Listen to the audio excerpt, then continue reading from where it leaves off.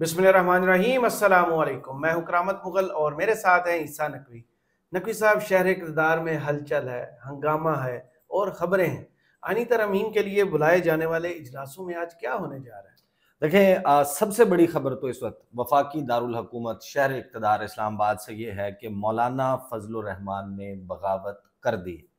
ना सिर्फ बगावत की है, उन्होंने ऐलान जंग कर दिया है। सही। और कुछ चीज़ें हैं जो लोगों ने कैमरे पे देखी हैं, कुछ चीज़ें हैं जो रिपोर्ट हुई हैं, फिर कुछ बहुत सारी ऐसी चीज़ें हैं जो इस वक्त रिपोर्ट नहीं हुई। मैं आपको बताऊं, मैंने आज कई घंटे गुज़श्ता रात जो है शाम कई घंटे मैंने पार्लियामेंट हाउस में गुजारे। कुछ क्लिप्स वायरल हैं, लेकिन फिर कुछ ऐसी चीज़ें हुई हैं जिनमें मुलाकात के अंदर क्या हुआ है जो मेरे तक इतला पहुंची है, कुछ चीज़ें तो ऐसी हैं जो मैं बयान भी नहीं कर सकता। सही। वो फ्लोर ऑफ द सेनेट जो हुआ है ना, वो टिप ऑफ द आइसबर्ग है।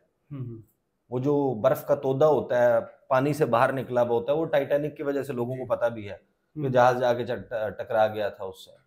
वो बर्फ का तोदा जितना ऊपर होता है ना, 8 गुना उससे नीचे होता है। तो ये टिप ऑफ द आइसबर्ग है जो लोग देख रहे हैं।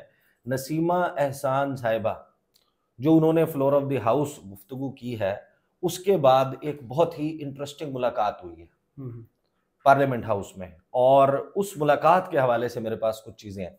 देखें, इस वक्त जो है जब हम गुफ्तगू कर रहे हैं तो इतला ये है कि मौलाना फजलुर रहमान के घुटने पकड़ लिए गए।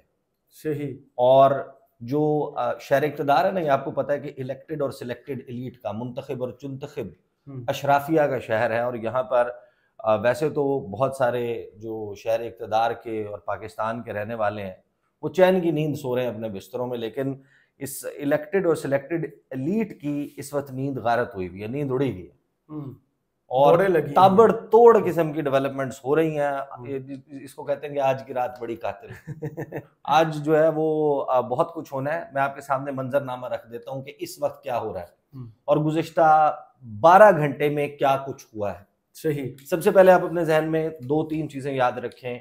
जो show off power, show off number, show off cards किया गया वज़ीर आज़म की तरफ से, जो अपने पत्ते दिखाए गए, अपनी नंबर गेम शो की गई सेनेट ऑफ पाकिस्तान में, जोहराना हुआ। मैं वहां पर सेनेट में मौजूद था, मैंने उसके हवाले से तफसील रखी, 2 वीडियोस की। वहां पर 3 लोगों की बड़ी इंटरेस्टिंग प्रेजेंस थी जी। उसमें एक ताल्लुक बीएनपी मैंगल से है, लेकिन आज़ाद हैसियत में सेनेट ऑफ पाकिस्तान की रुकन है, नसीमा एहसान साहिबा, वो वहां पर मौजूद थी। उसके बाद कामिल अली आगा वहां पर मौजूद थे। ये मैं आपको सिर्फ इजाफी लोग बता रहा हूँ। कामिल अली आगा मौजूद थे और सादिया बासी साहिबा जो हुकूमती रैंक से वोटिंग के सिलसिले में टूट गई थी जी, शाहिद खान बासी के सिस्टर, जिन्होंने मेरी इतला के मुताबिक एक मीटिंग में ऐसे उंगली का इशारा करके कहा था, जो मर्जी कर लो मैं वोट नहीं दूंगी आईनी तरमीम को, वो भी मौजूद थी। तो ये जब 3 बंदे, इनकी प्रेजेंस वहां पर थी, मैंने कुछ रिपोर्टर्स से पूछा, जिन रिपोर्टर्स ने मलिक सईद साहब है जी, मलिक सईद साहब जो है वो उस बैंक्वेट हॉल के बाहर मौजूद थे। मैंने उनसे पूछा आपकी कोई गुफ्तगू हुई नसीमा एहसान साहिबा से? उन्होंने कहा जी। उन्होंने कहा कि मैंने उनसे पूछा कि आपका पता चल रहा था कोई गवाह, कोई और मामला, आप जो है आप पर दबाव, कोई लालच, पैसे, इस किस्म की बात चल रही थी। वहां पर नसीमा एहसान साहिबा ने जो रिपोर्टर्स के साथ हल्का फुल्का इंटरेक्शन किया, उन्होंने कहा कि अगर ऐसा होता तो मैं आपको यहाँ नजर आ रही होती। उन्होंने बेसिकली उनको इस तरह का जेस्चर दिया कि जैसे सब नॉर्मल है, ऑल इज वेल, सब ठीक है, यानी कि कोई दबाव नहीं है, कोई इस किस्म की चीज मौजूद नहीं है। लेकिन उसके बाद मंजरनामा तब्दील होता है जब सेनेट ऑफ पाकिस्तान का इजलास शुरू होता है और फ्लोर ऑफ द हाउस कुछ इंकशाफात किए जाते हैं। मैं मौलाना फजलुर रहमान का तो आपको सुनवाऊंगा गुफ्तगू, जो उनका बेसिकली जिसे कहते हैं कि जो मौलाना ने रिएक्ट किया है, और रिएक्ट कब किया है? वो किया है पीटीआई के साथ मुलाकात के बाद।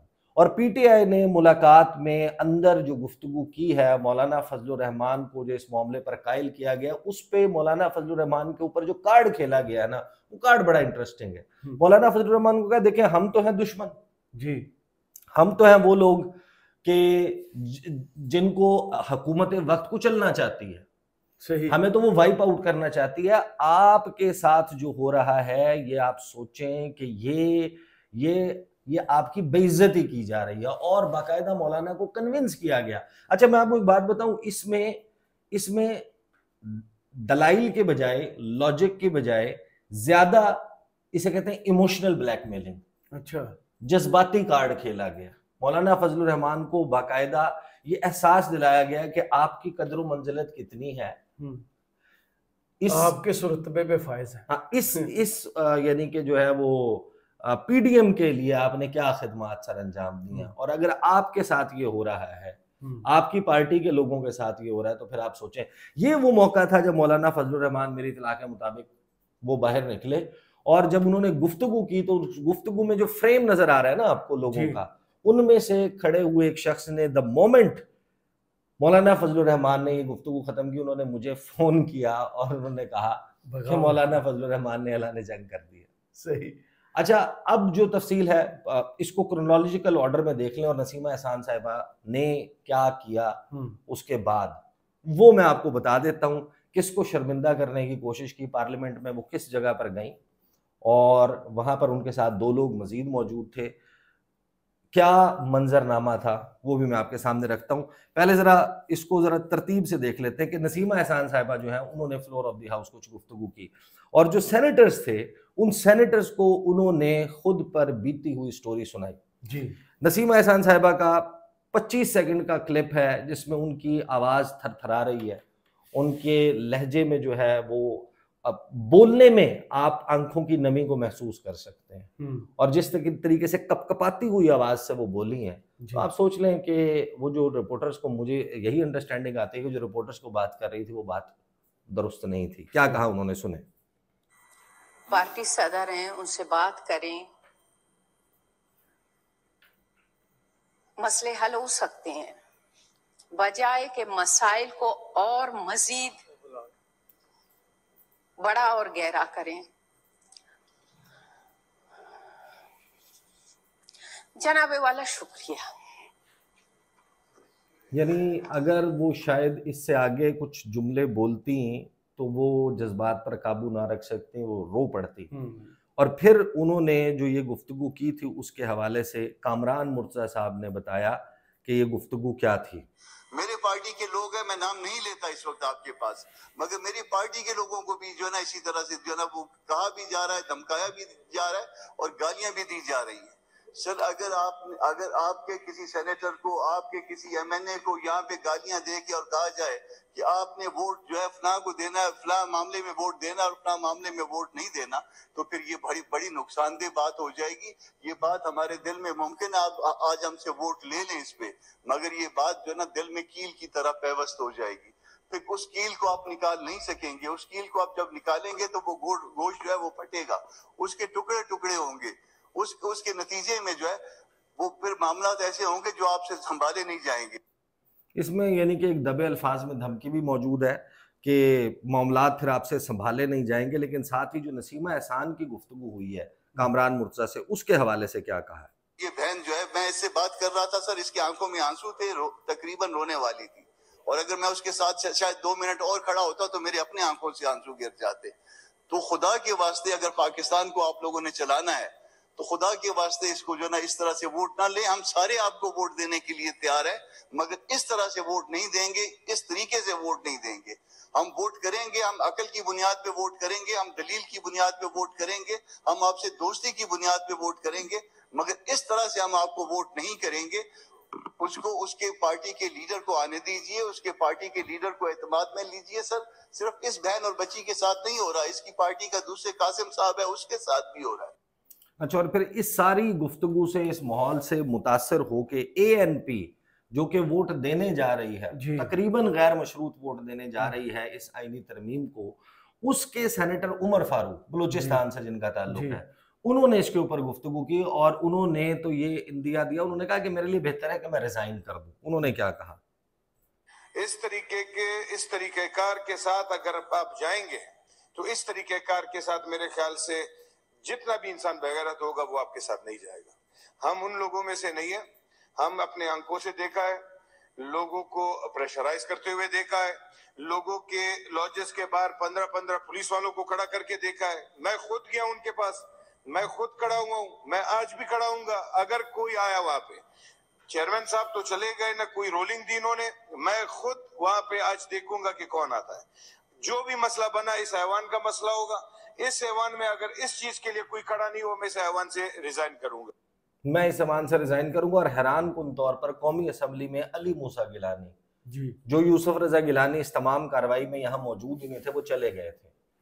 वो जो है अपना जैसे कहते हैं कि जब वो यहाँ पर मौजूद नहीं थे, वो चले गए, उनके बेटे उस वक्त तकरीर कर रहे थे दूसरे ऐवान में, कौमी असम्बली में, जी, और वो ये कह रहे थे कि जो अली मूसा गिलानी कह रहे थे कि जो जैन कुरैशी की अहलिया के साथ हुआ है, तो ये तो कोई बागैरत मर्द जो है, शख्स जो है, वो बर्दाश्त नहीं कर सकता। माएँ, बीवियां, बीवी, बहनें, बेटियां बहनें, सब ये काबिल साझी एहतराम होती है। हैं, ये काबिल एहतराम है और इस लड़ाई में उनको ना लाया जाए। उन्होंने कहा कि मैं जो है वो इस ऐवान में बैठने का कोई फायदा नहीं, वहां पर उन्होंने ये बात की। अच्छा, इस गुफ्तगू के बाद में मौलाना फजलुर रहमान पर आने से पहले और फिर पीटीआई के साथ क्या मामलात हुए और मौलाना फजलुर रहमान से फिर जो मानी खेज मुलाकातें हुई हैं, नतीजा जो है वो आपको मैं अगेन बता रहा हूँ। नतीजे के लिए अभी आपको इंतजार करना पड़ेगा। जिसे कहते हैं कि हम तो गुफ्तगू कर रहे हैं जब सुबह होने वाली है, लेकिन जिसे कहते हैं ना, रात बाकी है, बात बाकी है। तो अभी वक्त जो है वो चल रहा है। हुकूमती सर्कल से जो मेरे पास खबर आई है, जो वो दावे हैं, और वो बाय नेम है, मैं ऑन द रिकॉर्ड आपको नेक्स्ट वीडियो में बताऊंगा कि हुकूमत क्या प्लान कर रही है। और बहुत ही अहम कुछ डेवलपमेंट्स हुई हैं। मौलाना फजलुर रहमान जो है, उनसे उनके मामले पर आने से पहले ये जो नसीमा एहसान साहब है ना, मैं इस दौरान जब ये सारा चल रहा था सेनेट ऑफ पाकिस्तान में, और सेनेट ऑफ पाकिस्तान का इजलास ओवर हुआ है, ख़त्म हुआ है, और कौमी असम्बली का इजलास जारी था, तो आई जस्ट वांटेड कि मैं कैफेटेरिया की तरफ जाऊं और वहां पर जाकर बैठकर एक वीडियो जो है उससे अपडेट कर दूं लोगों को। मैं वहां पर गया, जैसे मेरी वीडियो रिकॉर्ड हुई, आपको पता है कि आजकल तो सिग्नल्स वैसे ही गायब होते हैं। हाँ, आज तो बहुत ज्यादा मसला था। हाँ, तो पार्लियामेंट का जो वाईफाई है उसका राउटर के करीब, और वो है टेक्निकली जो है वो चेयरमैन सेनेट यूसुफ रजा गिलानी के चैम्बर जो है उसके बाहर है। तो मैं सिग्नल्स की स्ट्रेंथ तलाश करता करता वहां पर पहुंचा, और मैंने देखा कि वो जो चेयरमैन सेनेट का जो चैम्बर है, जो उनका ऑफिस है, उसके बाहर जो सार्जेंट एट आर्म्स हैं और उसके बाद उनका स्टाफ है, वो लाइन बना के, 2 लाइंस बनाकर, जिस तरीके से किसी को वेलकम करने के लिए या फेयरवेल करने के लिए लाइन बनाकर दरवाजे के लेफ्ट और राइट से जो है वो 2 लाइंस बनाकर वो खड़े हुए थे। कोई इंपॉर्टेंट चीज चल रही है, कुछ चल रहा है। बहरहाल मैं कुछ देर वहां पर रुका, फिर आपको पता है कि सुनगुन लेनी पड़ जाती है। जब सुनगुन ली तो मुझे पता चला कि 3 लोग हैं जो गए हैं चेयरमैन सेनेट के कमरे में, उनके पास मुलाकात के लिए गए हैं, जिनमें नसीमा एहसान साहबा शामिल थी, और गालिबन एक साजिद तरीन साहब हैं ANP से उनका ताल्लुक, और एक और शख्स थे। वहां पर यूसुफ रजा गिलानी के साथ कोई लोग बैठे हुए थे, और उन्होंने उनको कहा कि प्राइवेटली जो है वो बात करनी है। लेकिन जो उसका लुब्बे लुबाब बाहर खड़े हुए लोगों ने सुना, कुछ ओवरहियर किया, और फिर जाहिर है कि बात बाहर आई जाती है, उनसे पूछ भी कोई सकता है ना कि क्या हुआ, क्या मसला है। तो बहरहाल जो बात पता चली वो ये कि उन्होंने यूसुफ रजा गिलानी को बेनज़ीर की पार्टी का होने का ताना दी। उन्होंने कहा आपका ताल्लुक मेरे तक इत्तला यही पहुंची कि आप बेनज़ीर भुट्टो की पार्टी से है ना। फिर उन्होंने अपनी रुदाद सुनाई। उन्होंने कहा कि मैं मेंबर हूं इस हाउस की, और मुझे इस सूरत हाल से अपनी मुश्किलात और परेशानी बताई गुजरना पड़ रहा है, और आप कस्टोडियन ऑफ द हाउस हैं, आपकी जिम्मेदारी बनती है आप अपना रोल प्ले करें, और आप मुझे इस सूरत हाल से निकालें। इस मामले को बातचीत से भी हल किया जा सकता है, कन्विंस भी किया जा सकता है। आप हमारी पार्टी को कन्विंस करें, आप हमारी पार्टी के पार्लिमानी लीडर से, हमारे प्रेसिडेंट से आप बात करें, और बात करने के बाद उनको कन्विंस करें, उनको ऑन बोर्ड ले लें। हमारा वोट तो फिर वो मैटर नहीं करता। तो फेयर इनफ वो इस किस्म की उन्होंने गुफ्तगू की। मौलाना फजलुर रहमान ने जो बात की है ना, देखिए मौलाना फजलुर रहमान उसके फौरी बाद, ये तो मालूम था, बैरिस्टर गौहर जब बाहर निकल रहे थे, मैंने उनसे पूछा तो उन्होंने कहा कि मौलाना फजलुर रहमान से बात करने के लिए जा रहे हैं। साहबजादा हामिद रजा भी थे उनके साथ, जनाब उमर अयूब साहब, उमर अयूब थे, हामिद खान साहब थे, हाँ, उसके अलावा जो असद कैसर साहब हैं, ये सारे लोग थे। उधर से मौलाना की पूरी टीम मौजूद थी।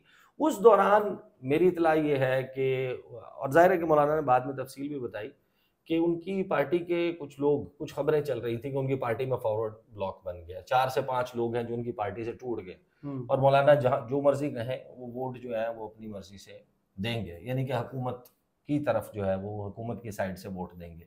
तो मौलाना फजलुर रहमान बाकायदा इस बात के ऊपर हुए ऑफेंड कि मैं बातचीत कर रहा था, मैंने बहुत सारी चीज़ें एग्री की थी, हुकूमत को कुछ चीज़ों पे एग्री करवा लिया था, बिलावल ने मुझे कमिटमेंट दी थी, ज़बान दी थी, सब कुछ किया था, उसके बावजूद जो है ये रवैया रखा गया, ये रवैया रखा जाना, मौलाना ने इसके ऊपर बड़ा रिएक्ट किया। मौलाना ने कहा कि उनके पास गालिबन उनकी एक पार्टी के मेंबर की फैमिली के लोग जो हैं वो मिसिंग है, उनसे रब्ता नहीं हो रहा। गफूर साहब, अब्दुल गफूर साहब, तो वो गफूर साहब जो है उनके गालिबन उनकी, ये शायद नाम शकूर हो, मैं मिस कर रहा हूँ, शकूर साहब, चले इसको वेरीफाई कर लेंगे, वीडियो के बाद हम वेरीफाई कर लेंगे, नहीं तो लोग वेरीफाई कर लेंगे।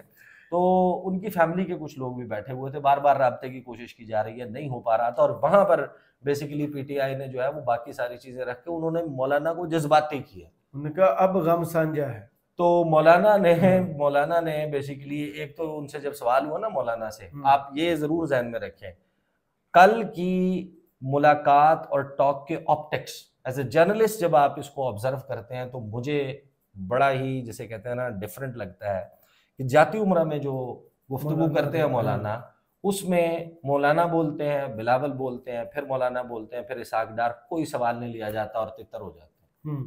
यहाँ पर मौलाना फजलुर रहमान ने सवालात लिए जी।